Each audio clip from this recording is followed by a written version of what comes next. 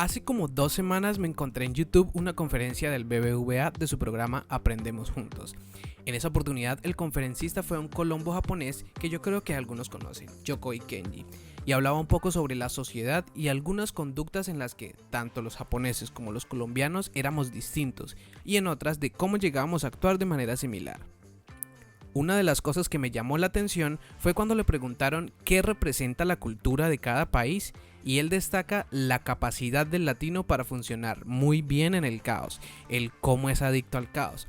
Y dice, porque en el caos le va muy bien, en el caos se requiere improvisar, no tener miedo.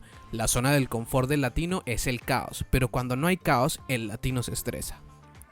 Así que vámonos a hablar un poquito sobre el caos, o como formalmente lo podemos también nombrar, trabajar bajo presión.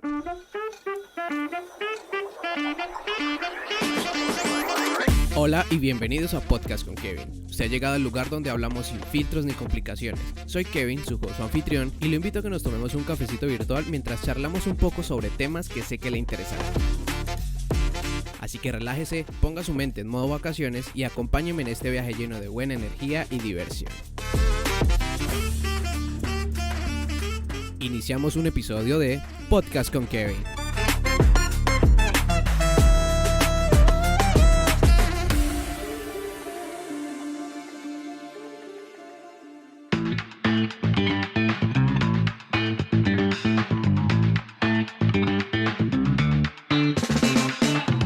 Para este episodio les traigo un invitado muy especial y no es Yokoi Kenji, él está por allá haciendo su trabajo.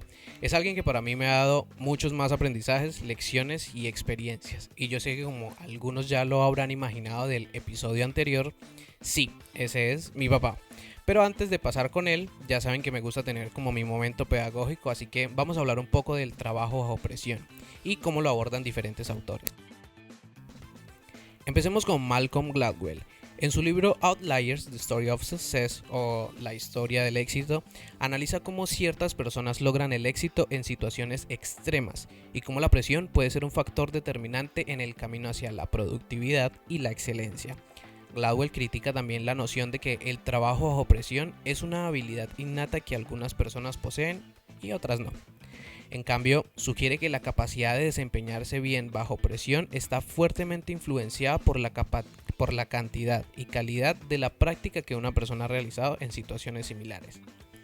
Y eso también tiene mucho que ver en cómo nosotros abordamos estas situaciones.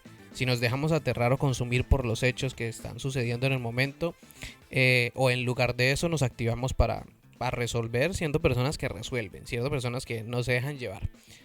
También la otra autora, Susan David, psicóloga y autora del libro Emotional Agility o Agilidad Emocional, yo soy de Colombia, así que me entienden mi inglés, explora cómo gestionar las emociones bajo presión.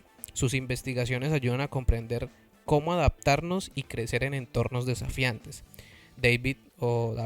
Susan propone que la clave para lidiar efectivamente con las emociones bajo presión no radica en intentar suprimirlas o ignorarlas, sino en desarrollar una relación más flexible y saludable con ellas. En lugar de tratar de evitar o reprimir las emociones desagradables, sugiere también aceptarlas y procesarlas de manera constructiva.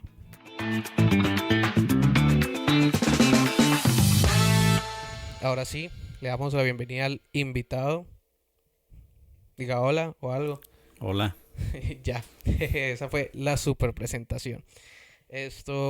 Empecemos un poquito hablando sobre experiencias, así como en todos los podcasts que se hacen en todas partes. Experiencias que ha tenido bajo presión. Por lo menos una en donde usted haya dicho que está normal de la vida, está haciendo las cosas que tiene que hacer, manejando, no sé, haciendo cualquier cosa y se le presenta una situación en específico en donde usted dice, me tocó actuar bajo presión porque si no actuaba bajo presión me llevaba el que ya sabemos que nos lleva. Recuerdo un viaje, estaba trabajando con un señor en Bucaramanga y él manejaba, siempre llevaba las cosas que él vendía porque era un almacén de venta de muebles y decoración de hogares. Sí. Y ese señor le gustaba manejar, pero entonces contrató un conductor y tenía que ser yo el elegido. Y el señor era buen conductor y tenía una camioneta más o menos grande para llevar muebles. Llega y nos vamos Bucaramanga, Pamplona. Y el señor, yo primera vez que manejaba en carretera, manejaba a una persona particular. Y esto decía, usted tiene que aprender a manejar a chupar rueda. Y yo le preguntaba, ¿pero qué es eso de chupar rueda? Pero usted ya antes había manejado en ciudad, ¿o era la primera vez que iba a manejar? En ciudad sí, pero en carretera no. Ya. Y era ruta Bucaramanga-Pamplona, porque había que entregar unos muebles en Pamplona. Entonces, dice, no, usted tiene que aprender a chupar rueda. Y, ¿pero qué chupar rueda? Dijo, no, usted tiene que pegársele a un carro y no quedársele al carro para que el carro le ayude a que le corte el viento. Yo le dije, ah, bueno, listo. Eso en el camino aprendemos. Y yo agarro la camioneta y salimos de Bucaramanga. Y como a la media hora me dijo, no, usted no sabe chupar ruedas, usted lo que sabe es acabar el carro. Pero ¿cómo estaba manejando que él le hizo ese comentario? Porque resulta que la carretera Bucaramanga-Pamplona no era una mesa de billar. Muchísimo hueco, mucho bache. Entonces yo me le pegué a otro carro, pero él se comía en hueco, yo también. Entonces yo aprendí a chupar rueda, pero no me importaba el costo del arreglo del carro. Aprendió a chupar rueda y también aprendió a comerse los huecos.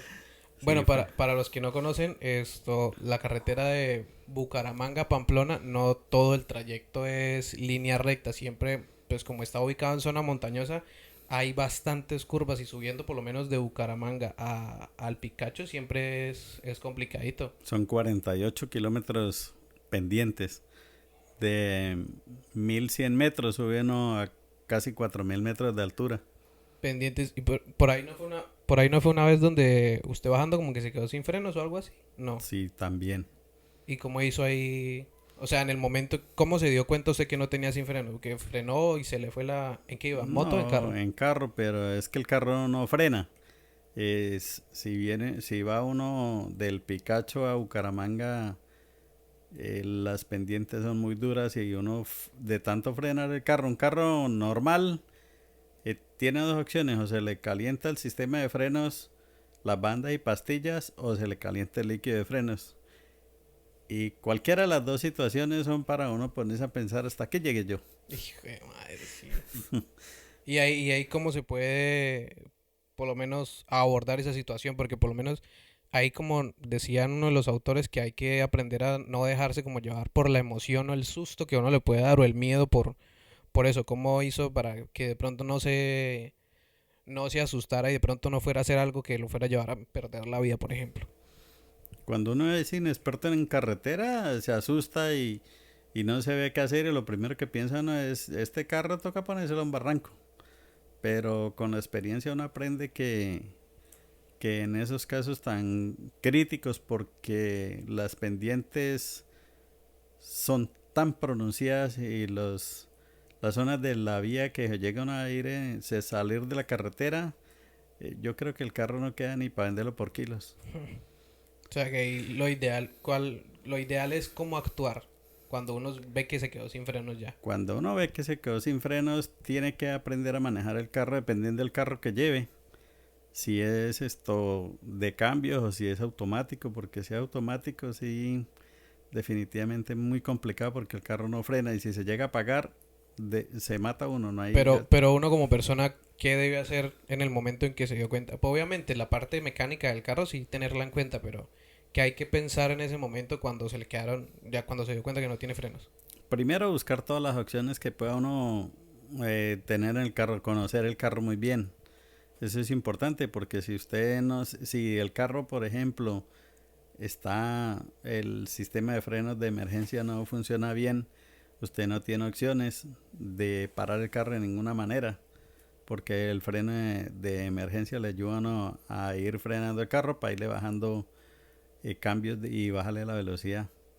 Y la otra es, si usted ya ve que la primera vez se le fueron los frenos y trata y vuelve a parar, para el carro, porque hay que dejar que se enfríen el sistema de frenos, ya sea banda y pastillas o el líquido de frenos, porque generalmente cuando el líquido de frenos se calienta, el carro también queda sin frenos, pero por lo menos él responde. Entonces lo ideal es parar y esperar a que el líquido de frenos enfríe y poder seguir manejando. Pero es bastante complicado, especialmente cuando uno lleva personas. Si lleva carga uno, pues sí, bueno, la carga no le pasa nada, se dañó la carga, se dañó el carro, pero cuando lleva personas ya la cosa cambia.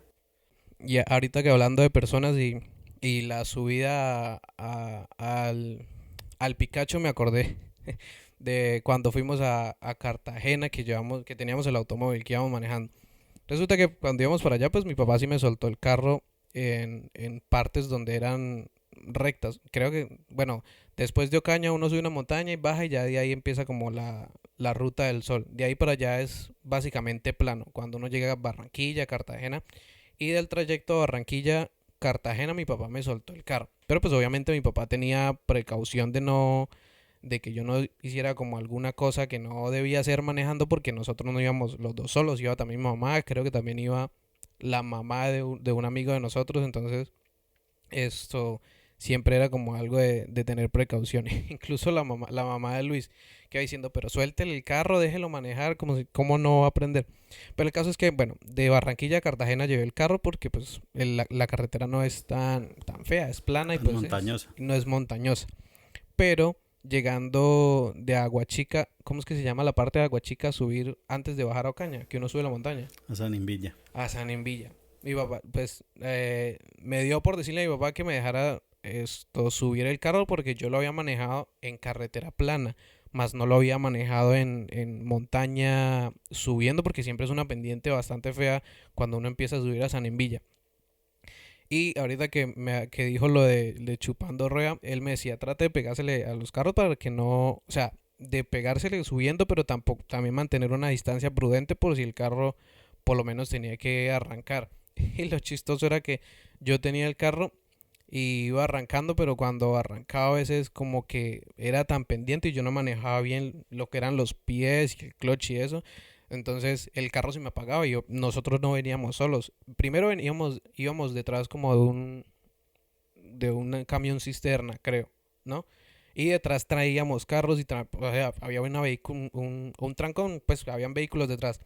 Y claro, yo iba manejando y yo me asustaba porque yo trataba de arrancar y el carro hacía y ¡pra! Se apagaba. Entonces de una vez frenaba. Y papá me decía, tranquilo, hágale despacio. Entonces yo volví a empezar. Incluso en uno de esos momentos el carro, incluso la llanta patinó, hizo y ahí como que intentó subir. Ahí entre regaños y sustos, porque también creo que mi mamá, mi mamá estaba haciendo, la que escuchaban en el episodio pasado. Mi mamá iba ahí como con unas galletas, no sé qué, y decía que mi papá quisiera en silencio porque tenía que concentrarse. Y obviamente, pues no era así como ahorita que hay risa, jijiji, jajaja, de lo de las galletas, sino el estrés porque yo tenía que concentrarme porque si no, no íbamos a salir de ahí y tampoco podíamos generar trancón. Entonces sí fue un momento tensionante no solo para mi papá ni para mí que yo iba manejando, sino para los que iban ahí de pasajeros. Pero bueno, en ningún momento mi papá me dijo, ven, preste para acá, yo manejo, porque usted no sabe, no. Él me dijo, siga ahí que usted puede y hágale, hágale. Y ahí, como pudimos, logramos subir. Pero siempre fue esa pendiente súper fea porque tras de que íbamos detrás de una mula, iba a trancón, o sea, no íbamos como a una velocidad constante, sino la velocidad iba como dándole de a poquito y de a poquito y a toda 5 o hora 10 kilómetros por hora. y a toda hora paraba. Entonces, como paraba, yo era como, ay, otra vez paro este toche y me toca otra vez aquí el estrés de que pare y arranque y pare y arranque. Pero bueno, eh, otra de las historias que mi papá cuenta que yo le conozco, obviamente, es cuando iban o venían de Bogotá, que se les quedó el carro sin cloche. Fue en la ruta Cúcuta-Bogotá. Pero volviendo a la parte anterior de manejo bajo presión, esto era interesante porque yo le decía, tiene que aprender a manejar y a comer y aparte de eso escuchar música con volumen porque entonces Ay, sí, sí, sí, sí, ya me acordé, sí, sí, sí, sí, es verdad. Ah, no, la que decía mi mamá, la que decía era lo del ruido, era mi mamá que era la que estaba nerviosa, porque es así cuando ve que la situación está tensionante, cuando es de manejo, no se estresa también. Pero sí, ya me acordé que mi papá decía que tenía que aprender a manejar con música y no estresarme. Sí, eso es verdad. Bueno, el viaje de Cúcuta a Bogotá fue en una camioneta y ya llegando más o menos a la altura de Chocontá, el carro se daña un sistema del embrague, una palanca que hace que que el vehículo embrague para meter los cambios. Se partió, era metálica, pero era muy delgadita y se partió. Y teníamos una camioneta que pesa alrededor de 1700 kilos para empujarla para poderla prender. Y tocaba prenderla empujada, íbamos tres. Un señor como de casi 60 años. Y Jovencito. íbamos los tres y Barancho contaba, bueno, vamos a prender el carro empujado, lleguemos en primera, prenderlo empujado en primera, porque en ese cambio se quedó. Y desde la altura de Chocontá hasta Bogotá llegamos con el carro en la primera marcha. ¿Y cuánto se demoraron? Siempre imagino que se habrán demorado bastante. Pues según la planeación que teníamos era para llegar como a las 5 o 6 de la tarde, llegamos como a las 2 de la mañana, manejando en primera y haciéndole espacio a los demás ocupantes de la vía. Pero ese sí es estresante porque uno no sabe qué hacer llegar a Bogotá. Afortunadamente llegamos de noche porque ¿cómo sería llegar a Bogotá de día con un carro en primera, tener que parar en semáforo? Eh, ¿Cómo para uno un carro en un semáforo en Bogotá en plenas 8 o 9 de la mañana y lo apaga? Es impresionante, es bien estresante manejar así, Y después para volverlo a aprender tenían que empujarlo. volver a empujar. No, imagínense. Y en Todavía Bogotá con trancón. había que buscar vías alternas que no tuvieran tanta semaforización para poder llegar a la casa. Y una otra situación similar así que fue, bueno, aquí hablamos solo de carros, pero bueno, ya ustedes saben que aquí cada quien habla sobre su especialidad. Mi mamá en el episodio pasado hablaba sobre la cocina y mi papá habla sobre carros porque es de lo que él sabe. Una vez, y eso fue el año pasado, eso fue reciente, incluso que creo que fue para el segundo semestre del año pasado. Yo estaba viendo clases de la especialización en Pamplona, nosotros vivimos en Cúcuta. Y nosotros teníamos clase, bueno, yo con mis compañeros teníamos clase a las 6, pero nosotros solemos, siempre que vamos a viajar o ir a algún lugar en donde sabemos, bueno, si tiene clase a las 6, nos vamos con mucho tiempo de anticipación para poder solucionar cualquier inconveniente que se pueda llegar a presentar en el camino, por si por lo menos hay algún trancón, lograr ganar tiempo ahí, de pronto si se demora 1 hora, 2 horas, tener esas horas suficientes para no llegar tarde. El caso es que ese día, como era habitual que nosotros fuéramos a Pamplona, salimos como a las 10 de la mañana más o menos, ¿no? Sí. Y en ese íbamos en la camioneta. En ese día no fuimos en la moto, sino que decidimos irnos en la camioneta. Entonces, mi papá hizo las revisiones correspondientes que siempre le hace antes de salir. Y pues todo iba bien. Nosotros emprendimos el viaje a Pamplona. ¿Y en qué trayecto fue que el carro explotó? Porque es que literal íbamos detrás de un camión y eso se escuchó una explosión y empezó a salir humo y nosotros pensábamos que era el carro de adelante, cuando es que el carro como que se apaga y... ¿Pero qué parte fue? En el Diamante. En el diamante. Y preciso quedamos en el diamante hay una partecita donde es una subida y agarra la curva. Nosotros nos quedamos en la curva y en la subida y ahí armamos el trancón. Pues fue por poquito tiempo porque ahí logramos como sonar. Pero bueno, cuenta ahí esa partecita de la historia. Bueno, esa vez fue bastante duro porque yo no esperaba que fuera el carro que le hubiera pasado. Y entonces, no, aquí pasó algo y esa explosión llega ahora que se le reventó al carro. Porque nosotros seguimos ahí, el carro se apagó y el de adelante siguió y bueno, pero ¿qué pasó? El que explotó fue el de adelante, pero este fue el que se apagó. Y empezó a salir humedad. Botó la tapa del radiador, dije yo.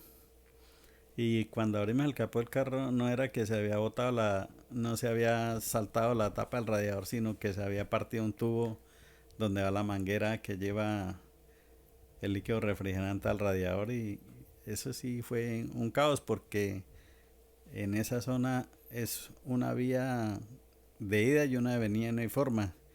Entonces lo mejor fue que logramos prender el carro a pesar de estar como estaba echándole agua. Lo prendimos y lo rodamos como algunos 10 metros para poder dejar vía.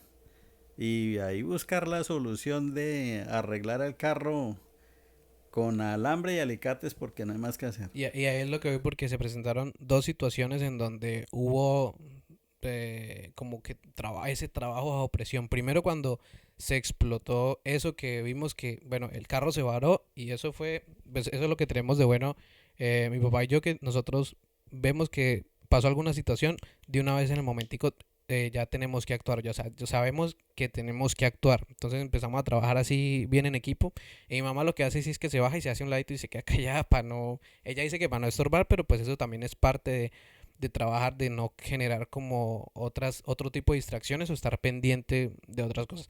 Entonces en ese momento, cuando vimos que ya definitivamente el carro no se paró y que empezamos a generar el trancón, lo que hicimos fue mi papá ahí pendiente del carro para tratar de moverlo y yo ahí bajándome a avisar y tratar de estar pendiente de que no viniera un carro para que él se pudiera mover. Afortunadamente habían unos trabajadores ahí que nos ayudaron como a A dar vía. a dar vía. Pero y bueno, ahí los carros se movieron y cuando tuvimos la posibilidad y echamos el carro a un como a una sí, como al lado de un A una andén, bahía. a una bahía que había al lado de una casa.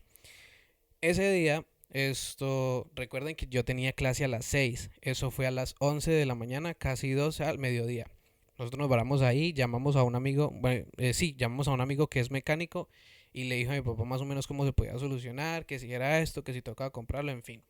Mi papá, para resumirles, logró en el momento analizar, sentarse, o sea, él no se, en ningún momento se como que se asustó, se estresó, sino que él miró la situación, analizó qué era lo que estaba dañado y empezó a buscar la forma de solucionarlo. Y la solución fue colocarle un alambre, ¿no? Al tubo ahí donde...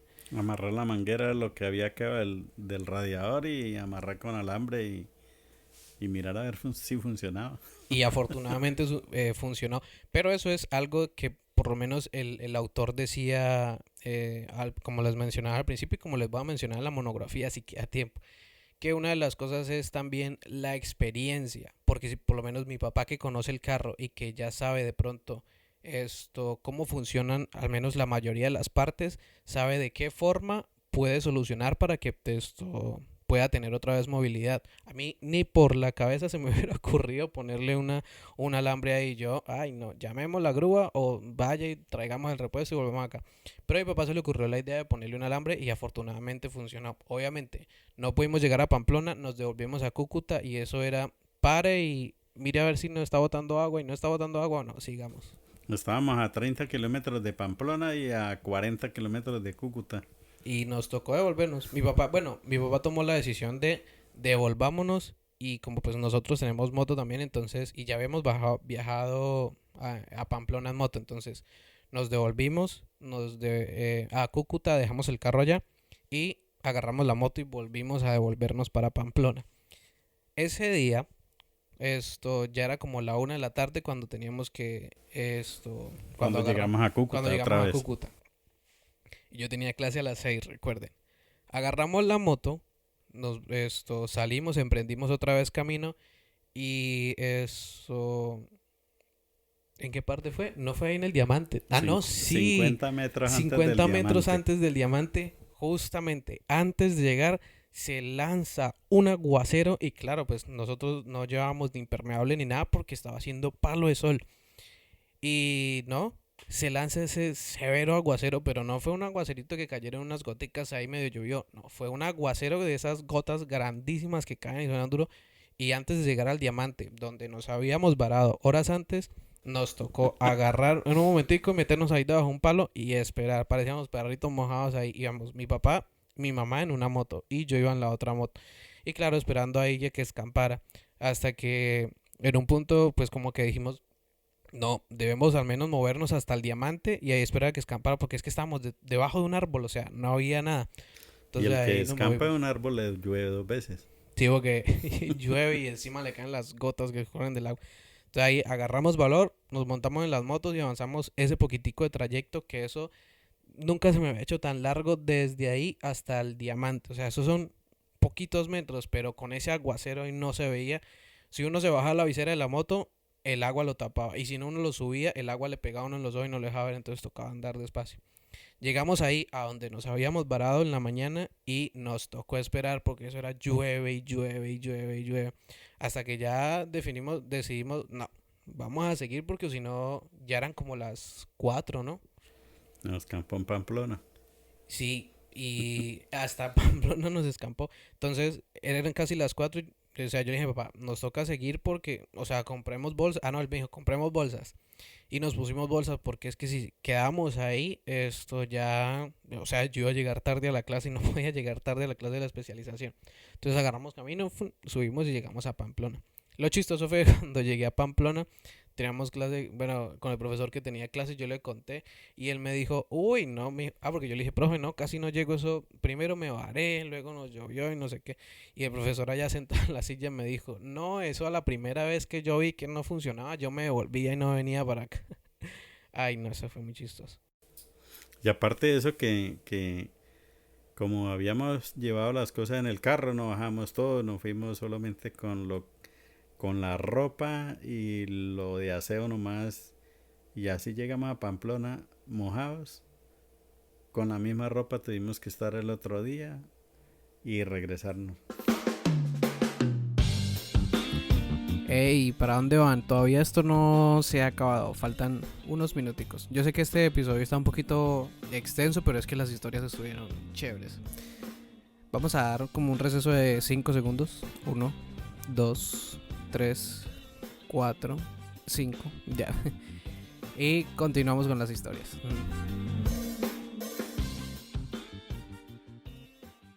Para no escuchar como más historias de carros y eso y de viajes, vamos a escuchar como otra experiencia que tuvo mi papá, pero ya en un área diferente y ya más en el área específica de trabajo, de lo laboral. Esto fue una actividad que yo realizaba en una empresa, una multinacional en Bucaramanga. Yo trabajaba de mensajero y tenía que llevar documentación de una oficina a otra dentro de la misma ciudad en Bucaramanga. Y un día decidieron trastear una oficina de un edificio a otro y teníamos que bajar todo el material que iba a llevar de la oficina de un edificio a otro por ascensor, atravesar la calle y subirlo en otro ascensor y llevarlo a otra oficina. Y nos demoramos como todo el día, yo creo, llevamos como unas 6 7 horas trabajando y yo tuve que bajar un archivador. Y de esas cosas que uno saca fuerza, de dónde no sé, lo que es la presión, estaba ahí en la carrera 21, cerquita del parque donde queda la iglesia de la Sagrada Familia. Tenía que atravesar yo con ese archivador en una carretilla de una zorra, y pasar la calle de un andén a otro, y en ese momento se me cayó el archivador y se forma semejante trancón vehicular, la gente echando pito. No sé de dónde yo saqué fuerza y logré levantar el archivador y pasarlo como si hubiera sido una caja de icopor de un lado de la calle al otro. Eso sí es impresionante, trabajar bajo presión Pero de los... era grande el archivador. Un archivador de 4 gavetas, eso tiene como 1,50 por lo menos de alto. Uy, siempre. Sí, Pero estaba vacío o traía cosas. no, estaba pesado. Yo creo que pesaba por ahí unos 100 kilos. Y de dónde saca uno fuerza de lo que es la presión del trabajo, de tener que cumplir y que uno vaya a semejante trancón que se hace en esa zona. Cualquier cosa que pase se hace un trancón. Levantar un archivador de esos metálico, que por sí solo el archivador metálico pesa, y no le habíamos sacado todo porque como lo llevaban una carreta de 2 ruedas, era fácil pasarlo, no era sino bajarlo del ascensor, rodarlo hasta el andén, bajarlo, pasar la calle, eso no pasaba nada, eso se podía hacer solo y no importaba que llevara peso porque se podía mover. Pero a mí se me cayó el archivador y qué trancón que se hizo bajo presión levantarlo. Y no había nadie ahí que le ayudara. No, no había quien me ayudara, porque cada uno estaba bajando lo que tenía que bajar y yo pues estaba solo prácticamente. Claro, me imagino que a él le tocó resuelva ahí como Sí. sea. Pero impresionante lo que es la adrenalina de dónde surge para uno poder hacer cosas que uno no cree que sea capaz. Y saber que todo se hace en un momentico. En un momento, sí. Bueno, y muchas gracias por estar pendientes de este episodio. El invitado, recuerden que fue mi papá. No voy a revelar, bueno, sí, vamos a llamar así como le dijimos a mi mamá, mi señor papá. Ya, mi señora, mi mamá, mi señor papá, Alfonso. Ya el resto de la información sí, esto clasificada. Y espero que alguna de las cosas de las que hablamos por acá les sirvan. Ya saben que hoy hablamos un poquito de mecánica. Si tienen alguna duda sobre cualquier cosa de lo que le quieran preguntar a mi papá, me pueden escribir, porque ya sé que por ahí sí escuchan el podcast. Me escriben y yo de pronto por ahí le pregunto a mi papá y él les puede responder. Nos vemos o nos escuchamos cuando sea el siguiente episodio. Recuerden que estuvieron escuchando Podcast con Kevin.